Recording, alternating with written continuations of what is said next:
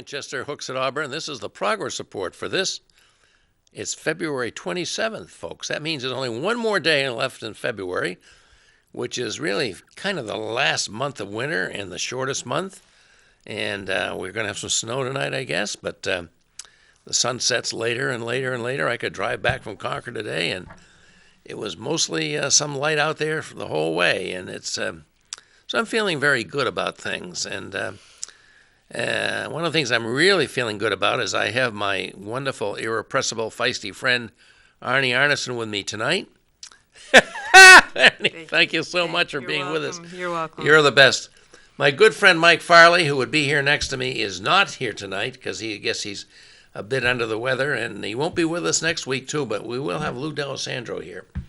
And it's always fun when we have Lou here. We have our disagreements, but we have a lot to talk about that we enjoy talking about together, too.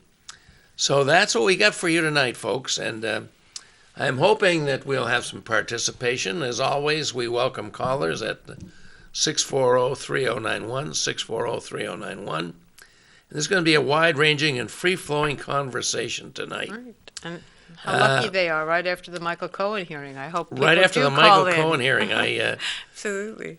You know, I was busy in Concord today. We had a long session, so I couldn't follow except occasionally, glancing at cheat sheet in my phone and my tablet. But I did see one thing that Michael Cohen said that really resonated with me, and it was, I gave myself and my loyalty to this man, the 45th President of the United States, Orange 45, as I like to call him. I gave him my total. I said I'd take a bullet for him. And he said, look what's happened to me. And then he pointed to the Republicans and say, be careful how far you go down the road defending this man. Yeah. Because he's not worthy of it. He's not worthy of your defense. And you're sacrificing everything, including constitutional principles over like this border wall, national emergency fiasco. That's a constitutional issue that the Republicans should care about. You give all that up for your blind loyalty to this man because you're fearful of his power. You're trading your, it's the Faust legend again, isn't it? Trading your soul for something short term. And I did that and I now regret it. That's the gist of what I heard Michael Cohen said. And I have to say, the man is not without his own problems and his own guilt, which he freely acknowledges. But I think he made a really powerful point there. And then the thing we're all waiting for, isn't it, Arnie? We're all waiting to see when will the Republicans, his enablers, finally put the Constitution and the country into their partisan interests. So I think someone said that was at the Washington Post that the president has shared over 8,000 lies, untruths, or whatever in the 2 years since he's been elected. 8,000. And I was thinking about Michael Cohen, and the Republicans were saying, how can we trust you? You lie. How can we trust you? You do this. The only people that are brought into the sort of orbit of Donald Trump are liars. Mm-hmm. That is actually part of the job description. If you value honesty and the truth, you will not be hired by him because you can't. Because he's going to ask you to lie for him. Because he's going to ask you to look the other way. So for them to even sort of raise that question about Mike, there will not be anyone that is associated with Donald Trump in any way, shape, or form who hasn't had to lie for him and who hasn't embraced the idea that that really is part of their job. And that's the part that's so amazing is I keep thinking, why would you attack him for this? That's his virtue, not his liability from Donald Trump's perspective. Mm-hmm. And that is so frightening. And yet at the same time, apparently there is something about him. He is charismatic. He offers you something that you can almost imagine you could be bigger than yourself. And people are so willing to be seduced. And I think that's problematic. It's a minority. Let's keep that in mind. It's not. And one of my major complaints about Trump, despite all his lies and his clear criminality, one of the things I have to say is that he's never made any attempt to be president of all the United States. Never. He's only president of his base, his so-called base. He's not president. period. I mean, I hate to say this because there isn't a policy issue that he has an affinity for. There isn't a vision of America that isn't. He is there to enhance his image. It's all about Donald Trump and his image. Yeah. It isn't, and in a way, if he could be king, he'd prefer to be king. If he could be emperor, he'd prefer to be emperor. This isn't about being president. You know, I mean, that's the thing. A president assumes an election. A president assumes a democracy. That's not what he's there for. It was a very depressing day for me. It was just really, not see it, but it was very watching interesting. hearing- But I hear that today hearing it. was incredibly interesting at the New Hampshire legislature, Yeah. and I almost want to interview you because I kept hearing right bits. ahead. I kept hearing bits and pieces about what happened today. So why don't you share with us a couple of the sort of the issues that came up and some of the inappropriate behavior that we saw exhibited today in the New Hampshire legislature? Okay, I would be happy to do that, Arnie. First of all, you know, and maybe not all our viewers out there know, that for the first time in several sessions, we're no longer sitting intermixed Republicans and Democrats. Right.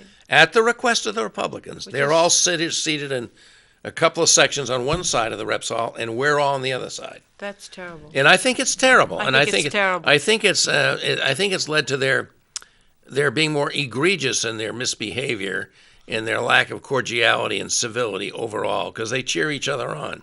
Mm-hmm. But today we had a bill to talk about enabling school districts to declare school zones gun-free zones. Right. And as far as the Republicans are concerned, a gun-free zone, it means a free fire zone where you can shoot anybody at will. And we have a representative representing Goffstown and Ware named John Burt, a genius fellow, but he's a wildly pro-gun. I once asked him, John, we have 10 amendments in the Bill of Rights. You seem to be particularly concerned about the Second Amendment, which, says the right to bear arms shall not be infringed, which they take to great extremes. He says, well, that amendment guarantees all the others. Who knew? I thought the right of freedom of speech and religion and press and assembly kind of stood on its own. But no, for him, it's all about guns. It all runs through the lines So of the when gun. we had this bill come up, and there was some very excellent presentations on this, John Burke got up and he said, if this bill passes, there will be, which there has not been till now, there will be a school shooting in New Hampshire, and children will be killed, and those of you that voted for this bill will be responsible for it. Well, I mean that obviously that was over the top and uncalled for, and way against the rules we try and enforce for some basic civility in the House. We don't attack people's motives on the other side. Right. And the Speaker, Steve Shurtleff, one of my favorite people, I must say, I really like Steve. He did admonish the representative for that, and he did offer a sort of a half-baked apology. But that was appalling. That was appalling to hear somebody get up and say that. And wild applause on the Republican side for this. And as I say, they're now all, together so they can reinforce each other in this, which I think is a real shame. I was pleased to see, and maybe those of you that were watching the Channel 9 6 o'clock broadcast before you all came to watch us, I hope, is, there was quite a bit of coverage of that. And I think it was really, really disturbing.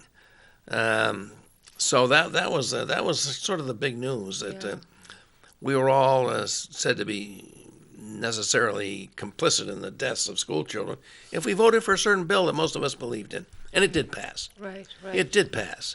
That's what happened in the House today. Will it pass the Senate, do you think? Oh, I think so. And the governor? Well, who Have knows we heard about from the the governor? governor? We have not heard from the governor on this. I don't know about that. Yeah. But there is something.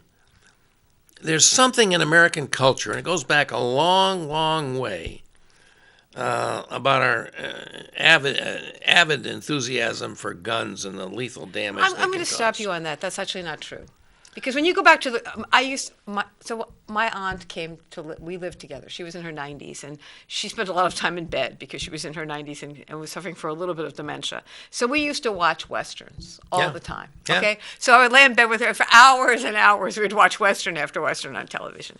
And you know what's really interesting is that the sheriff always said, before you come to town, take your gun off. You don't come into this town with your gun on your hip, take your gun off, leave it there, Yeah. and then you can show up at the bar. So I just want people to know that the Wild West, which we keep thinking about, they understood the nature of guns. Well- And they also understood violence. And they also understood guns could be out of control. And it was so interesting to me because I would look at this and going, wait a minute, they actually had gun control, you know? And we keep having this image, and the image isn't an accurate image. Well, it's a touche. And that's part of it, you know? But, there's also the fact that there's a great series of books recording the history of the United States called The Oxford History of the United States. Okay. I don't know if you've read any of them. No. But they are absolutely stunning. They're all written by Oxford Dons, and it's really good to get the outside perspective. Of course. And one is called, that I really particularly enjoyed, is called What Hath God Wrought? It's about the period between the Second War with the British, the War of 1812,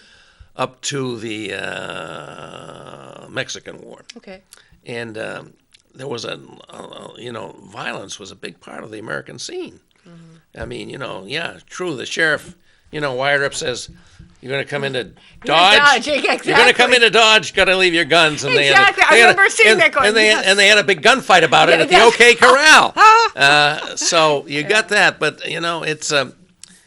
It's just nuts to me the way people act about guns. But there's a real. Let me just say something else, because there have been studies about this. So everybody wants those that are supporting the NRA and have this wild interpretation of the Second Amendment, want everyone to pack heat, because they figured if everybody's packing guns, it will all be safer.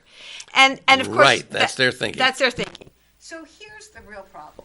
The real problem is that what they've discovered is if someone has a gun on their person, when they are around other people, if someone like myself puts her hand into her purse, the assumption is going to be, I'm not going for my wallet or my cell phone, I'm going for a gun, because you have a gun. So if you're in this situation where it's emotional, it's getting a little out of control, and I reach into my purse, the problem is because you are weaponized, you assume the other person is weaponized, and then you shoot. And more likely than not, they're not. I mean, just this week, this was the celebration, or not the celebration, but this was the week that Trayvon Martin was killed. Really? And we talked about it. And what did he have on him? He had Skittles on him. Right. He didn't have a gun on him. But the assumption was that, there was a mindset. He was bearing a gun, Zimmerman, and therefore, what did he do? He shot and killed him. And I think that's part of the problem is then the assumption is we're all ready to shoot and kill, and that's not the case. Yeah.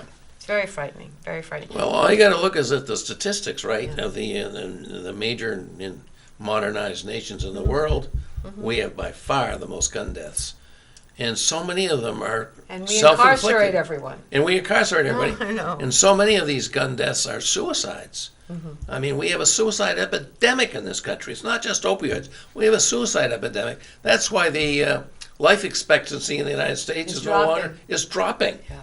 The number one reason is so many suicides, and a tremendous number of those suicides are by guns. Yeah. I just. But we have to also ask ourselves, why would someone take their life? Yeah. Why in a country that's one of the richest, if not the richest country in the world, where supposedly this is a place where opportunity is supposed to exist, and yet for so many people, there's despair. I mean, that's really what this is about. Yeah. So you see this because I think healthcare is a problem for us. I think inequality is a problem for us. I think racism is a problem for us. I think the prevalence of guns is a problem for us. It hasn't produced happiness. It hasn't produced happiness. When you see the suicide rate, you have to start asking yourself, how is it possible? You could sort of understand it in Syria. How do you explain it here? Yeah, how do you explain it here? In Syria, they've got a civil war lasting forever, 6 or 7 years, whatever. It's just horrible. So, you posted something today on Facebook, which I was really struck at, and that was the ranking of the countries of the world in terms of the 35th. Yeah, talk about that. So they just did a ranking on the health of nations. Which countries are healthier? Spain, I think, was number one, which was kind of shocking because I think wasn't it Spain or Italy? Italy was Italy or Spain, way up there. Italy. Well, but this is interesting because actually their economies are much weaker than ours. In fact, Spain and Italy especially are much, but they have an amazing food capacity. They eat healthier than we do. Yeah. They have a better healthcare system than we do. that even despite the fact that their economies are somewhat fragile, they actually have, I think, maybe a sense of stability that we don't have. So we ranked 35th, everyone. 35th in the world when it came to And that's health. based on what? Infant mortality, life expectancy? Life expectancy. They put together a whole bunch of things like that. Exactly. Yeah. And you got to ask yourself, and I know this is going to get into the next conversation, which is, how is it possible that that is the case? You know, we spend more money than any other country in the world by at least a third. Let's remember, it's not that we're not spending cash. We're spending a lot of money on health care, but for whatever reason, it isn't trickling down to the masses because we rank 35th.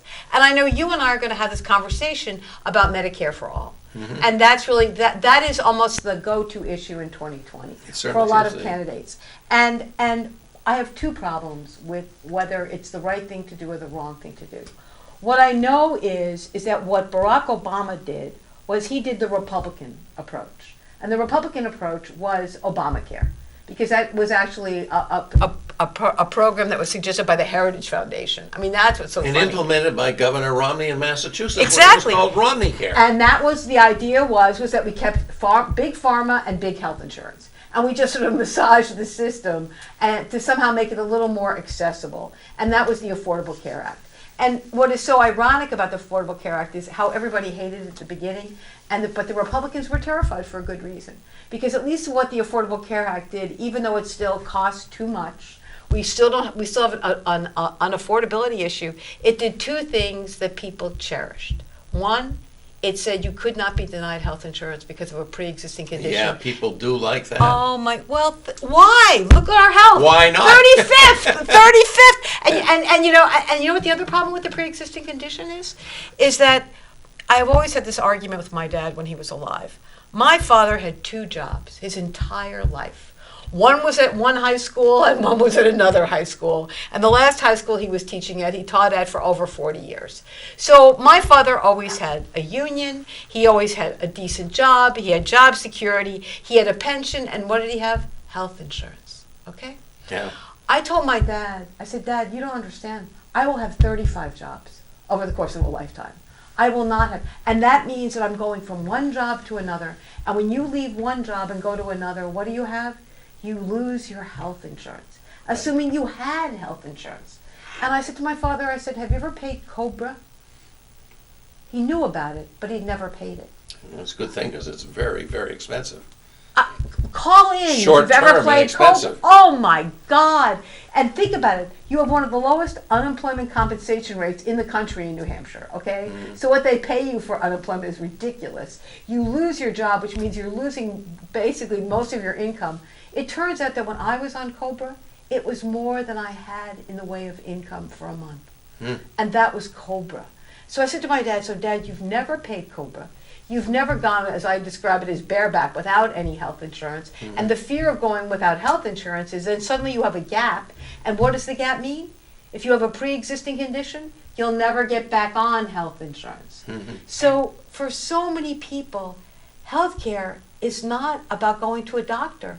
It's about being frightened all the time about whether you can actually afford to go if you have a high deductible, or you might lose your job. Yeah. And it's not this way in most of the world. It's not this way. And I know you think Medicare for all is not the answer. Why? I'll tell you why. And you know, this became a major issue in the congressional races, and it will be in the presidential too. It's a facile thing to say Medicare for all. The fact is that a vast number of Americans have health care through their employers, mm-hmm. and they like it. No, they don't. Yes, they do. No. You know why they don't like it?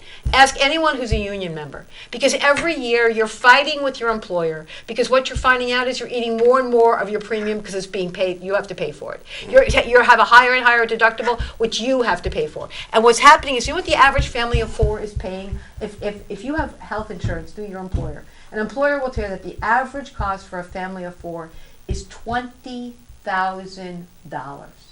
That is a huge amount of money. Well, maybe you can educate the people to have the view that they're not being well served by this. They don't have an alternative. Well, I think most people feel that they're fine with their health care through their employer. Right. They're not seeing that employer may go away. But their employer sees it. Yeah. Right. And so, I mean, that's a major, major, major problem with moving to Medicare for all.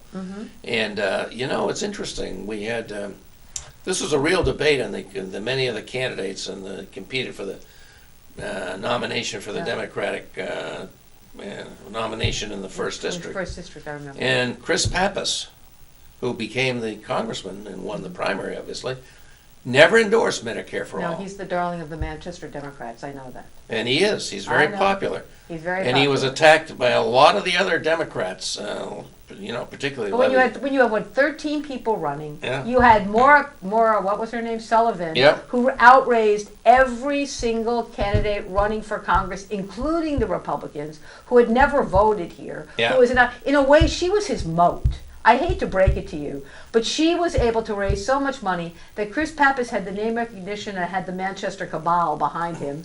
And then you had Maura, who basically meant that everybody else, all 12 others, were never going to see the light of day because they couldn't raise that kind of money. And it set it up for Chris. Did you ever really have a full-throated conversation about Medicare for all? I don't think we did. There were several, plenary events all where they were right, all he won not endorsing it. So tell me how do we get to some kind of health care that is both affordable for employers, affordable for people, and it ensures that when you lose your job, which you will lose at least 7 or 8 times over the course of a lifetime, you still get covered. You tell me how we accommodate an economy that asks me to be flexible, that asks me to be nimble, that asks me to go from job to job, and you tell me where the hell do I go to a doctor? Okay, well, I think we got to do this incrementally. All right. I think we got to do it incrementally. I'm hitting. I want to survive. I would say maybe lower the age for Medicare by 5 years.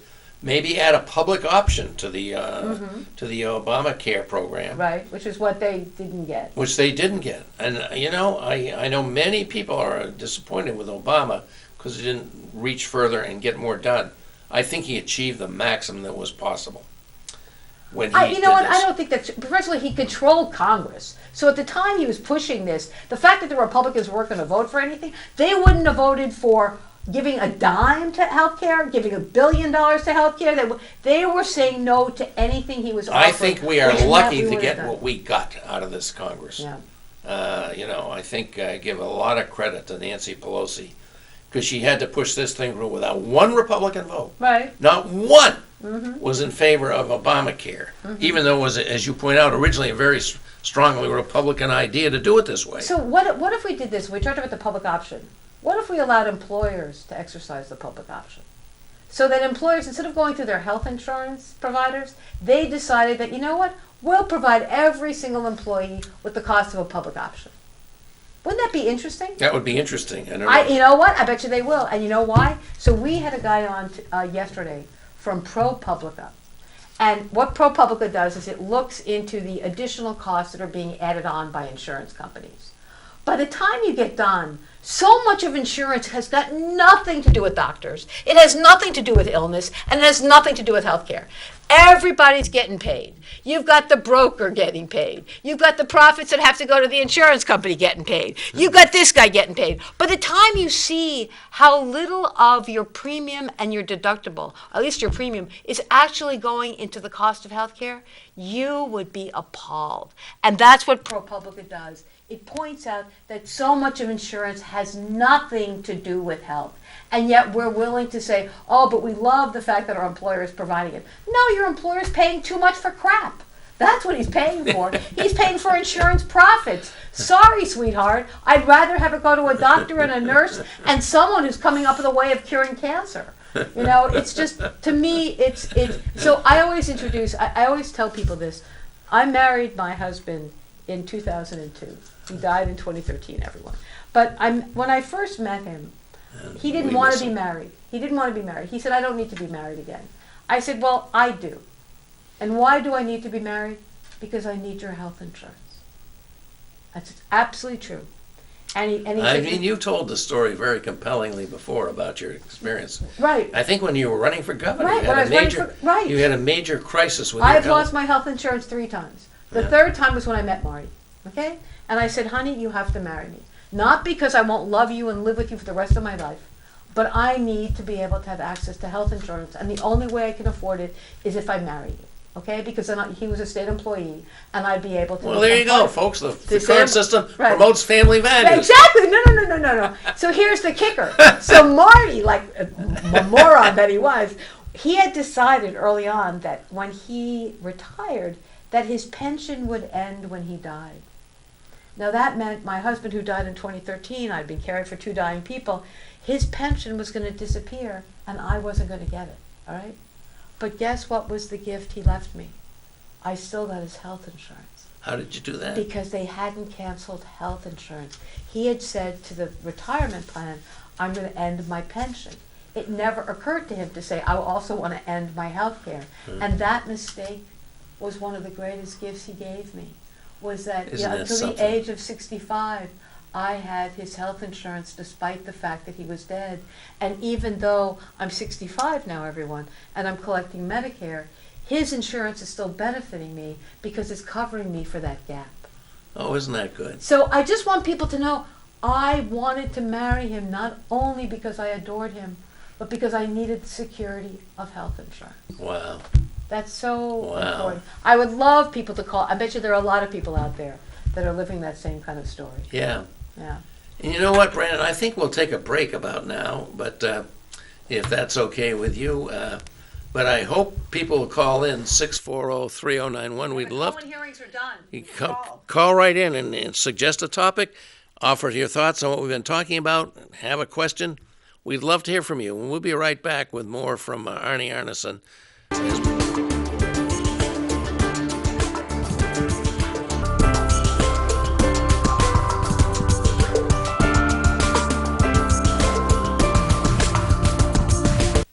Hey folks, this is the Wednesday 7 o'clock show on MCTV, which means it's time for the Progress Report.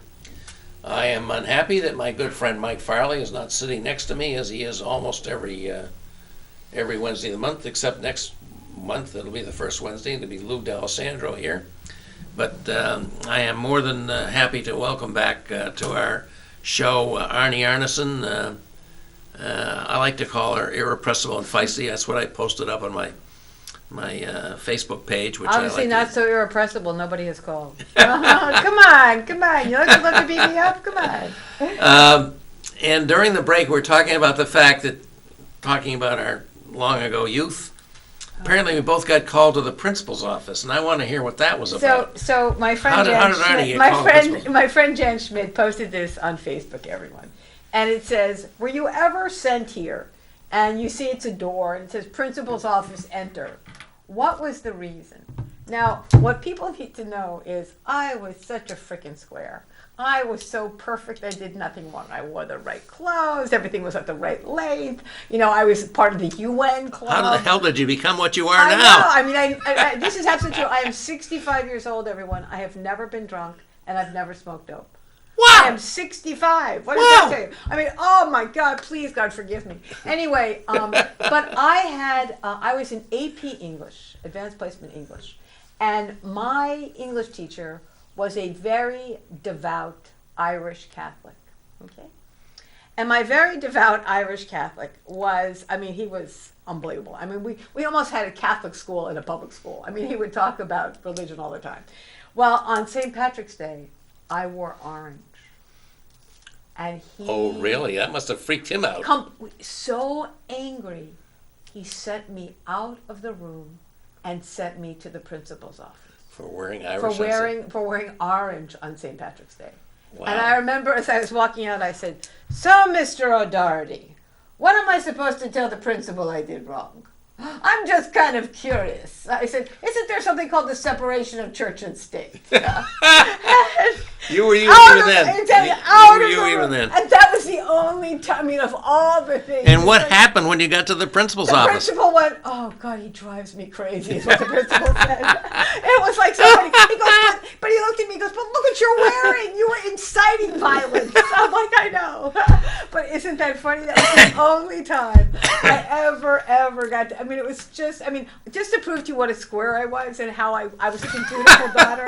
It's just unbelievable. So my mother had the worst taste in North America, and she dressed me like a complete jerk. And I'll never forget my best friend, Debbie Klein. I'm like 16 years old, I swear to God. She comes down to visit me, and she turns to my mother and she says, "Why do you dress your daughter like such a square?"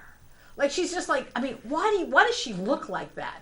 And I'm looking at her like, oh my God. It was like the talk of school, that I was just not hip in any way, shape, or form. Well, how did you become so hip as you advanced in years? You're certainly hip now. Well, it's finding your voice is really interesting. And I think one of the things that I found, I used to really resent Hillary Clinton. And the reason I resented Hillary Clinton was that her mother always told her, you can be whatever you want to be. And I'm like, you should have met my mother. My mother was like, take stenography and take typing and hope that you meet someone who has connections and you marry him. I mean, that was my mother. And why did she send me to law school? So I could marry a lawyer, not so I could be a lawyer. I mean, it's just, to prove to you how insane my family was, you're going to love this. So I went to, believe it or not, I went to St. Olaf College in Northfield, Minnesota. Yeah, sure, you bet. Yeah, I've met one of your classmates there. Right. And it was a very very safe school. And I was a theology major. I was going to be a Methodist minister, which my parents totally thought was ridiculous. And so this is an absolute true story, everyone. So I went to work for a church in Milwaukee, Wisconsin, and I worked for their social service agency called the Next Door Foundation for this church. And I got completely turned off with organized religion, but I fell in love with poverty work, all right? And this agency loved me. And what they said to me is, okay, Arnie, we're going to give you a full scholarship to the University of Wisconsin. Will you work for us? Mm-hmm. And I am so proud. Oh my God, this is like the best thing. I'm going to get paid for college. I'm going to get to do what I love. So I call my parents up and I tell my mother, look what happened. They're going to pay for my degree my master's degree at the University of Wisconsin. Here's my mother's comment. Now remember this, everyone. My mother says, stop slumming it and come home. Oh my goodness. Now, unfortunately, I did go home. Right? So when I come home... You were not a rebellious youth. Oh. So I come home, and my mother and father say, we have $1,000 for your graduation present. So what am I imagining? A trip to Europe. Maybe a nice warm island. I'm trying to figure out, where would I go with this $1,000, which was a lot of money back then. And then my mother says to me, but we've spent it already.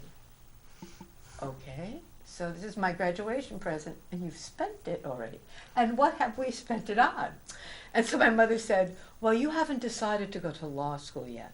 So rather than suggest that maybe you shouldn't go, we thought you should experience the law before you reject it.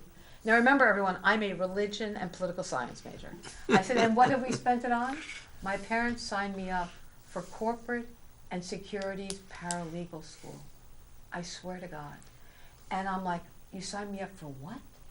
And so I end up, because I'm a dutiful daughter, going to paralegal school in corporate and securities work, graduate number one in my class because I'm a snob, end up working for a Park Avenue law firm, and then I'll end my story really quickly. So I'm doing securities work, I'm taking companies public, I'm working a couple of months, my first real job, I'm working on Park Avenue, and the managing partner comes into my office, and he says to me, Ms. Arnesen, we need to talk.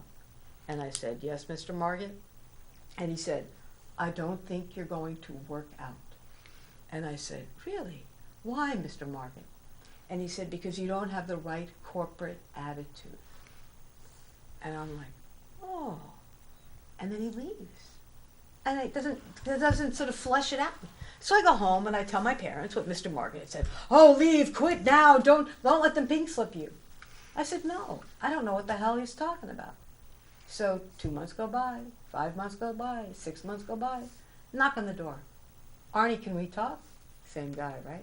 I said, of course, Mr. Margit, please come in. He said, remember the conversation we had the other day? I said, the other day, you mean about 6 or 7 months ago? I said, oh yes, how could I forget? And he said, I'm here to apologize. Our clients adore you. The partners love you. Associates are jealous of you because you get all the work. And I looked at him and I said, so I guess I've redefined corporate attitude. And he said, I guess you have. What did I do the next day? I quit.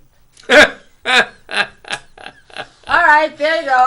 There you go. I know. I had to tell that story. Oh, you Because got to it's so tell that perfect. story. It's like, it's You amazing. you have wonderful stories. That's one of the best I've ever heard. It's very, very fun. And you were talking about getting taken to the principal's office. Well, it happened to me, but it wasn't. I can't top that story. But I went to Goffstown High School. Okay. Well, you were a local kid. I was a local kid. Yeah. And Goffstown High School was kind of a really remarkable place because Goffstown is not just Goffstown, it's Pinardville. And that was the French Canadian Right. component of the school. Right. And there was a little bit of Appalachia up between the mountains, the Uncanunic Mountains up Okay, there, the okay. Browns and the Gibbs Right. Families that have been there forever. have been there forever. And some of them were really living pretty subsistence. But one of the Browns had a father who was good at making moonshine. So Billy Brown, I think that was his name, was a classmate of mine. And he thought he would offer some of his father's produce. Oh, produce. That's Which, right. this were the Oh, it's days. made with potato skins. This was I'm days sure. when you and the other girls were all taking home ec and the boys Right, were all right. taking shop. Oh, of course, of course. So we were in shop, and some kid had a little too much of this hooch and kind of fell on a turning lathe and was a bit of an updo, and we all got caught, and we all got suspended. And it was very embarrassing because my mother was on the school board. Oh, no. So I had to spend a couple days out of school. That was my biggest rebellion in youth, and then they hauled me out of there and sent me to prep school. Are you kidding? Wow. Maybe I should have started drinking some hooch. I could have gone to prep school. That was But quite something. It's really interesting when you think back about it. It is. It's one of my memories of my youth, a long, long time ago. But you mentioned something, Arnie, that I think we should bring up. Another thing that happened in the House today, which was extremely important. We had the bill to legalize marijuana, cannabis as they call it, legalize cannabis. And you said you never tried it. Well, I will say I did way back in the day. And I had the good fortune of having a guy in high school a year older than me I looked up to and adored, which, that age you tend to look up to the people in the class ahead. And this guy, he's now out on the West Coast, but he never smoked. And although my father smoked like a chimney, I never smoked in my life. And what a thank you I have to give to that guy for, being my role model and not letting me get into that. Right. So when I tried marijuana, I never inhaled. Now, we had a certain president who said he tried it and never inhaled, and everybody go, oh, that's a hot one. Well, I believe him, because that was my experience. Never having inhaled anything into my lungs, I wasn't about to try this noxious fluid as my first experience. Right. So all of that came up today when the House got to vote on the effort to legalizing marijuana in New Hampshire. Now, as you know, Arnie, New Hampshire has already moved to decriminalize marijuana. We're not filling up the prisons with, No. pot And we have smokers. medical marijuana. And we have medical marijuana. We have dispensaries authorized for a variety of conditions, and the conditions in which you can get this stuff appear to keep expanding to new claims. But do we take the ultimate step and legalize the marijuana business? And I had to say that I had to break with my dearest friend up in the State House, Rennie Cushing, I know. one of my heroes. Yeah, he's my hero. He's a hero. He's a hero. No, he's my hero too. He's my hero. That's what I call him, my hero. But I had to differ with him on this because I just don't think it's a good thing to do. And I had a great Why? debate here with Mike Farley. He was pro, So and I tell was me con. why. So tell me why. I think there's too many things we don't know about this thing. And I think that particularly we don't know is today's pot is so much more potent. It's like 5-6 times as potent as what I was not inhaling when I tried this thing. And it's being offered and it's being conveyed into so many forms that are attractive to kids. And we don't know what the effects of marijuana is. And it's a bad thing that we haven't studied it. Okay, a couple of things. First of all, we're the only state now in New England that will be strong. Yeah, that's true. So whether you like it or not, so they can go and remember, New Hampshire's a long, slender state. We have all borders and no depth. So the fact of the matter is, if you want to smoke dope, you're just not going to smoke. I mean, if you want to purchase it or do whatever, you're going to go 15 feet this way, 15 feet that way, or 15 feet that way. So you're not stopping it, okay? You're not stopping it. What you are is not being in a position to control it. And that is somewhat problematic. And you're also forcing people who are going to find it very easily, because they're going to go to White River Junction if they live in Lebanon. They're going to go to, and that's not an answer. The problem is these neighboring states have all done this by referendum. I'm totally against referenda. I think there's such a thing as too much democracy. I think referendums are too much democracy. I believe in representative democracy. I believe that you entrust your decisions on what laws you'd have to, and it's not always grassroots. Sometimes it's astroturf. To people like me and our other 399 reps and 24 senators. But let me on the referendum thing. Well, that's a diversion right now. That's a diversion. That's another story let's as get well. Back to the pot. I told you I never smoked dope. Because alcohol is available doesn't mean you drink it. Right. Because marijuana is available doesn't mean you smoke it. Because cigarettes are available, it doesn't mean you smoke it. Because opioids are available, unfortunately, it doesn't mean. And I understand that, but I guess what we have to start asking ourselves is that are we introducing this as if it's an answer to something, or is it just another example of what we've always had, which is cigarettes, booze? I mean, we've had alternative drugs. We always have. Yeah. And my concern right now is, and you said we haven't studied it enough. Well, what about countries that have in fact legalized it? How are they doing? I don't know. We're 35th in health. I hear not a lot of good things about Colorado, though. I mean, I hear lots of problems, lots more, impaired driving accidents and things, and the police are just pretty much unanimously against it because they don't have the tools to detect impairment from this like they do with alcohol. They have well-known tests to find out if you're impaired from alcohol, and I just think it's a terribly wrong-headed move. And but the vote was the vote was positive. Yeah, I know. But it was not veto-proof. Yeah. And the governor's going to veto the bill. Right. So I don't think we're going to do this time, and I hate to support the governor's veto, but on this one, I'm going to support the governor's veto. And so let's. I look at this, and then I look at the fact that we sort of expanded gambling in this state, and we even have the head of the lottery or whatever running around encouraging towns to support Keno. Yeah, Keno's an addiction too. Certainly is. I mean, here's the, and yet this is the addiction that's going to fund like education and all these other opportunities. So it's so funny. It's like pick your addiction, you know, and that's really what it comes down to. And I understand what you're sort of beginning to hear a little bit about Colorado, but I also think it's kind of the flush of newness. When something is, it's kind of like kids who suddenly turn 21 and can start drinking. You know what I mean? Or is it 18? Very dangerous thing for them to do. Yeah, exactly. But we do prevent it.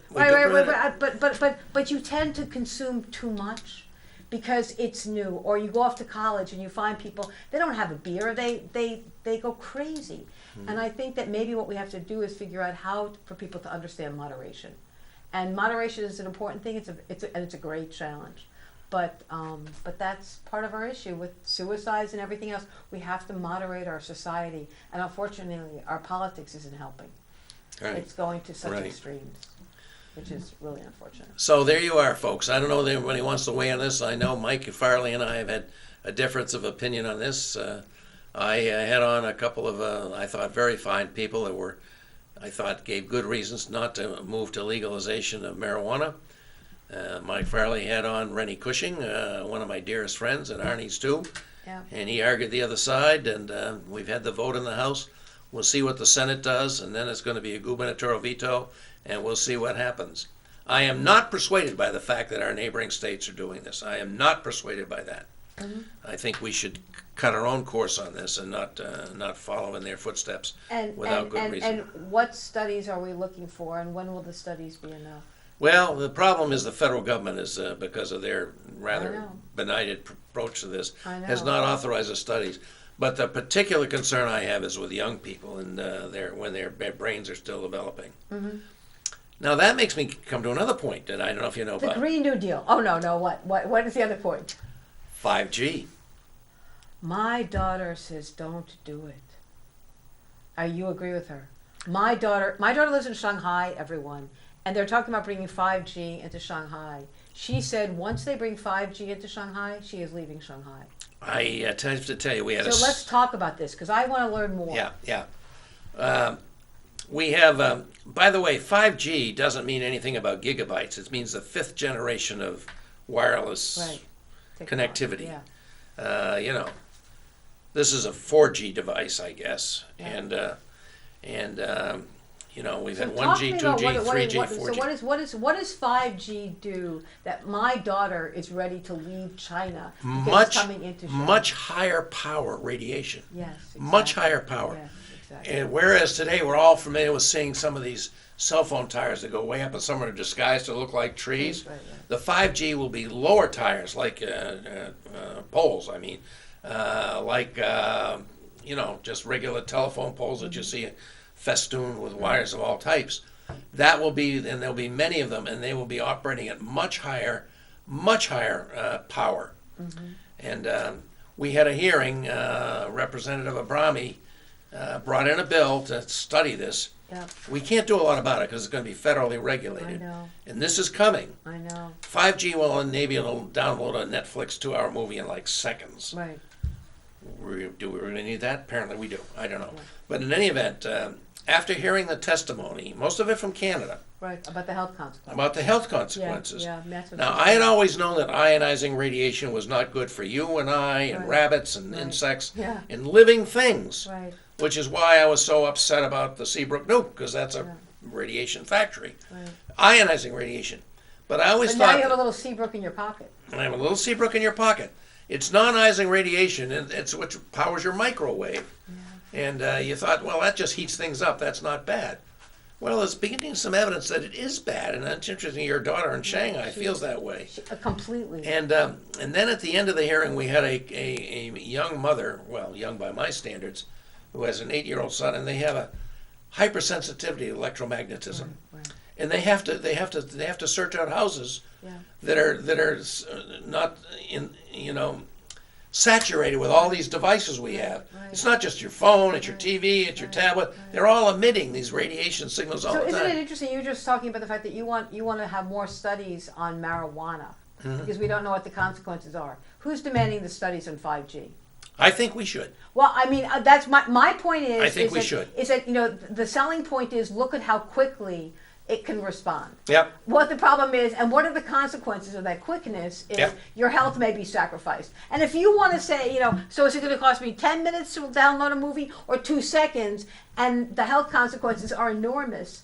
I mean, we're such fools. That is really foolish. We're such fools. But I tell you, once this hearing is over, I've always kept my cell phone right here Right, because I can have it on, right. and the sound turned off. I can still Right. feel it vibrate. But now I always put it behind my notepad. Right, right. No, I mean, And they say if you're gonna talk on your cell phone a lot, don't hold it up to your ear. Put it on speakerphone and hold it away. yeah, that's what I do. Do you really? Yeah, I do. I mean, I'm on speakerphone This all was the this was an eye-opening experience for me. This whole Right, hearing. Right, right. And we did pass the bill to have a study commission to look at this. yeah. But the experts that Representative Abrami brought in, I thought were quite compelling. I'll have to find out and get some on the air because we have to start talking Yeah. about it on the radio. One was a guy from called the Technology Safety Agency in Canada who had used to work for the industry, and he's now a full-time opponent of the industry's Wow. efforts to move to 5G. Wow. And, it's like holistic paralysis. There's so damn anything Well- to worry about in the world today. Here's So- another one, folks. So that's that. I want to before we end the show. I want to talk a little bit about the Green New Deal. Yes, please. And you did not know about the Dianne Feinstein. Anybody here watch it hit YouTube? It's on everybody's Facebook page. A group of kids went in to see Dianne Feinstein, and they went in basically saying you have to support the Green New Deal. And Dianne, who's been around for a long time, she's I think 85, and she has been in the U.S. Senate since the 1990s, I think. She basically said, "That's not how I operate. I operate very methodically. You can't force me into doing something. I will not support this because it's asking for a lot in too short a period of time." Yada yada yada. And she was like, "I move this way," and that's Dianne. It's totally Dianne. And to some extent, it's Nancy Pelosi. The problem is, I want her to tell that to climate change. please do me a favor. I want you to move methodically. I don't want you to expedite the melting of the glaciers. I don't want you to see Miami go underwater next week. I don't want the 500-year flood to happen every year. The problem is that she is approaching this as if there's some way of controlling what is happening at an exponential speed. Yeah, you can go ploddingly. Oh my God, it's frightening. Yeah. And I understand that it is asking a lot, but you know what? You have to ask a lot if you're even going to get close to a lot. Yeah. And what she wants to do, and to a large extent, sweetheart, I'm going to say this with healthcare, is what you want to do. We need to move methodically. Well, the problem, what we're seeing is, I just pointed out, we rank 35th in health compared to the rest of the world, and yet we spend more than the rest of the world, and we're richer than the rest of the world. Yeah. So they were able to figure it out, and they figure about 40,000 people a year die because of lack of access to healthcare. 40,000. That is a lot. Talk about healthcare rationing. We got it right now. Exactly. So the problem with and so I had a big fight on the radio every Friday. Everyone, I'm on a conservative radio station, and so this guy calls in, and he's obviously a climate denier. So he's quoting me 2 or 3 of the scientists that he can find to support it. So I said to him, okay, here's the deal. Let's play this out. Let's play it out if I'm wrong versus if you're wrong. So I want to do something a la the Green New Deal. So if I'm wrong, here's what will happen. You will be driving a car that goes 100 miles on one battery fill up, and you'll be spending less money, and your house will only sip energy, and you won't be spending a third or a quarter of your income every month, especially in the winter, on heating your house or paying the electric bill. You'll be providing all kinds of jobs that won't be outsourced, because in order to do weatherization on all the homes, in order to do the wind and the solar and the geo, these are jobs that can happen here, okay? And you will be actually, instead of investing in oil and coal and gas and fracking that hurts your water and your area. I said, so you'll have a job shift, but you'll be saving a little bit of money. And yeah, I know there'll be a disruption, kind of like what happened when Amazon disrupted Sears and disrupted everybody else. I said, so what happens if you're wrong? If you're wrong, we're dead. All right? If you're wrong, Miami is more than underwater. If you're wrong, the acute weather extremes is even worse. I said, if you're wrong, California burns completely. If you're wrong, Houston is underwater all the time. The coral bleaches are over. It's gone. I said, so here's the difference. Look what happens if I'm wrong, and look what happens if That's you're a good wrong. way to look at it. I said, so I don't want to say I've cornered the market on virtue, and I don't want to say that I'm right. But if I am right, it's okay. If you're not right, it sucks. Very good point. So I just want people to know that that's another reason. And for example, I believe, this is what I really want to do, I think that the first thing we should do as a nation is that we should weatherize every single building and every single house. Yeah. That means you won't have to build a new power plant. That means you'll save everybody money. In fact, even if people can't afford to weatherize, you could say, okay, here's the deal. I'll weatherize, and I get part of what your savings are to pay for what I did. Because you'll see an enormous shrink in their bill. Instead of an electric bill of 150, you go down to 80. Well, if you go down to 80, what did you just save? 70. Give me $20 for it. Yeah. There's so many ways of doing it, and it's a win-win for poor people, yeah. and it's a win-win for everyone else. Yeah. And they can't outsource those jobs. So those are good construction jobs and jobs that stay here, and they have an incredible long-term benefit. Can't outsource those jobs. You're exactly right. Yeah. So this brings me up to one of my saddest days as a legislator in Concord and chairing the Committee on Science, Technology, and Energy, which I do. And we had a very modest bill sponsored by one of our members to establish a statewide goal of moving to at least 50% renewable by 2040. Okay. Very modest. Very modest. Because your town of Concord has gone to 100% by 2050, I guess, or whatever. Yeah. And many other communities in New Hampshire have to. So it's a very modest goal. And I was absolutely shocked that every Republican in our committee voted against it. It was only a study committee to look at shaping this up to be a goal of at least 50% by 2040. And I'm just astonished that was the case. And one of the members who has extensive experience, he's worked for Eversource for many years and then for the Mass AG's office, Consumer Protection Division, a representative of Goffstown, I asked him, I said, why did you vote against it? He said, I don't believe in climate's changing, and if it is, we don't have anything to do with it. I went, wow. I said, Fred, this is sort of like what you just said about if you're wrong, if I'm wrong, what's the difference? I said, what would you put the possibility? The possibility that we're contributing to this, and it is happening. He said essentially zero. And if I was going to say, if you put it at 25%, well, why don't we do the necessary to avoid that possibility? Well, but when they put it at zero, what can you do with it? Remember what we did to Lake Erie? We so polluted Lake Erie that everything died, and you could throw a match in Lake Erie and it would burn. Now, that's man's contribution to pollution. Yeah. So I just can't. Why do you think that we don't pollute our nests? Yeah. Why do you think that we can't affect change? And I mean, that's the part that's just so shocking to me, is that, if my daughter lives in China, and my daughter has different kinds of masks to wear. And the reason she has different kinds of masks to wear is that they understand climate change, and they also understand incredible pollution. And what they've seen is it has enormous health consequences. Right. So people, they do not even allow Aren't they getting children. any better at this out there? Here's the dilemma. You have billions of people who live there, and they used to walk or ride bikes. And now what everybody wants instantaneously is they all want a car. Right. So you're shifting an enormous, huge populated Right. society from doing something that probably was friendly to the environment to suddenly everybody wants that status that we all have. Yeah. All right? And so the Chinese are between a rock and a hard place. How do you tell them no, you can't do it? Yeah. And yet how do they move swiftly in recognizing that climate change is real and that's going to kill their population? Yeah, I don't know how this is all going to work out. I don't either. I was... Denial is easy. I was thinking the other day, I remember, when when the spring arrived and it was beautiful when you wanted to go out and take an evening drive. When you got back to your place, you had to get your windshield cleaned off. Yeah. It was covered with bugs. Oh, When was the last time you had to do that? that's right. The That's bugs right. are gone.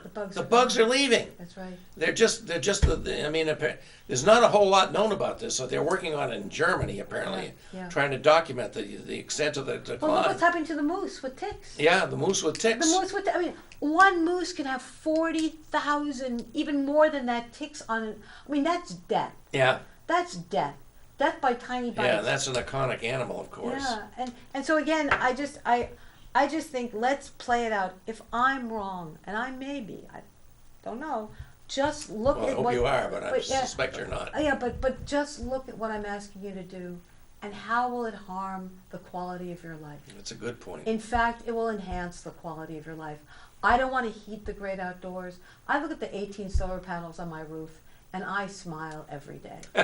You need to know that. And I insulated my basement, let alone my attic, because you lose 10% of your heat from your basement. Yeah. I may be a crazy lady, but in the end, I'm not paying the gas bill. Yeah. I'm paying so that we can take a trip to China. So just tell us what your radio show is, where people can get it. All right, so my when radio you're going to have show- your next fundraiser, we can all come see your beautiful that's home. right. My radio show is on WNHNFM.org. We air from 12 to 1, and then we re-air at 7 o'clock at night. We podcast and stream live. My show airs all over the country. My biggest audience is in Houston, Texas, and Maui, believe it or not. We have 100,000 listeners in Houston, so we do a lot on Texas. We know a lot about Texas politics because, to a large extent, Texas is our future. Not just because of the wall, everyone, but because it really is a state that you can see is changing. And it's changing. And Houston's had a little experience with climate change itself, hasn't it? Oh my God, absolutely. And another one little nugget about Houston, because we're talking about undocumented immigrants. Yeah. In Houston alone, everyone, there are 600,000 undocumented immigrants. That's another Think little about the subdivision. size of New Hampshire and realize that just in that one city. So when you are the mayor of the city, you are a mayor of everyone, Yeah. because they are a consequence for your entire community. And the mayor's a Democrat, too.